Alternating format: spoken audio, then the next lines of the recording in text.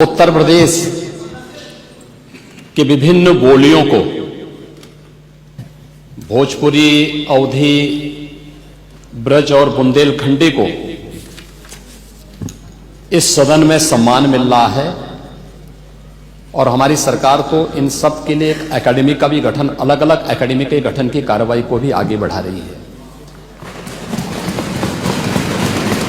ये सभी हिंदी की उपभाषाएं हैं, यानी हिंदी की बेटियां हैं। भाषा की समृद्धि के आधार हैं और हमें इसका स्वागत करना चाहिए। ये सदन साहित्यिक, केवल विशुद्ध साहित्यिक और व्याकरण से के विद्वानों की नहीं है, आम जन का प्रतिनिधित्व करने वाले माननीय सदस्य समाज के विभिन्न तबके से आए हैं। अंतिम पायदान पर बैठे हुए व्यक्ति की आवाज को भी इस सदन में मुखरता मिले,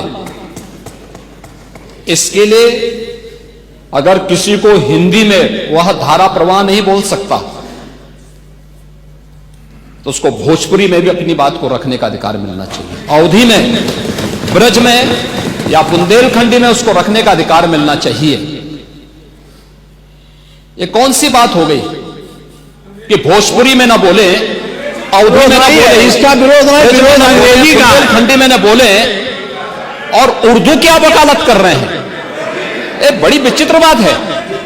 आप मुझे बताइए, मैं इसीलिए कहता हूं कि आप समाजवादियों का चरित्र ही इतना दोहरा हो चुका है, इतना दोहरा हो चुका है कि अपने बच्चों को भेजेंगे इंग्लिश पब्लिक स्कूल में और दूसरों के बच्चों को बोलेंगे कि एक गांव के उस विद्यालय में पढ़े जहां संसाधन भी नहीं है।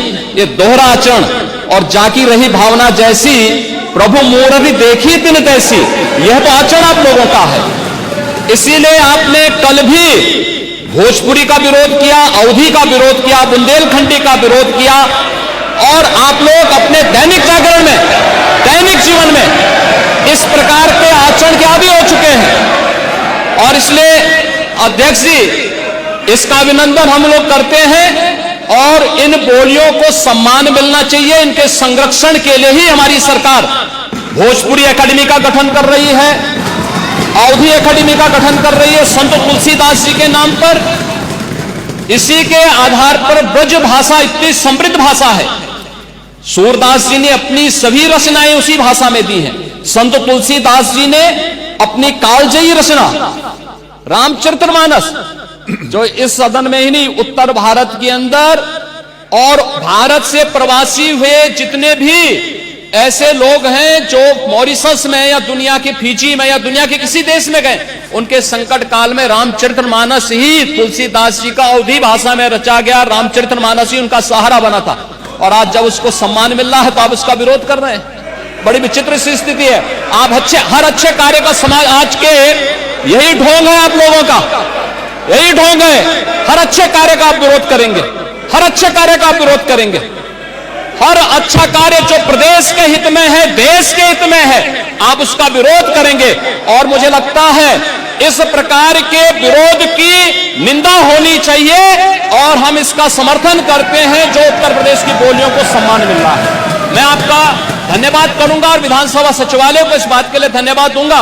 कल हम लोगों ने यहां पे इसका शुभारंभ किया, समाजवादी पार्टी ने उसका विरोध किया है और मुझे लगता है कि प्रोसीडिंग का हिस्सा होना चाहिए। इनको समाज के सामने एक्सपोज करना चाहिए। अपने बच्चों को ये लोग पढ़ाएंगे इंग्लिश स्कूलों में और दूसरे के बच्चे के लिए अगर वो सुविधा सरकार देना चाहते हो, कहते नहीं उर्दू पढ़ाओ इसको, यानी उसको मौलवी बनाना चाहते हैं, कठपुल्ला पर की ओर इसको ले जाना चाहते हैं। ये नहीं चल सकता है।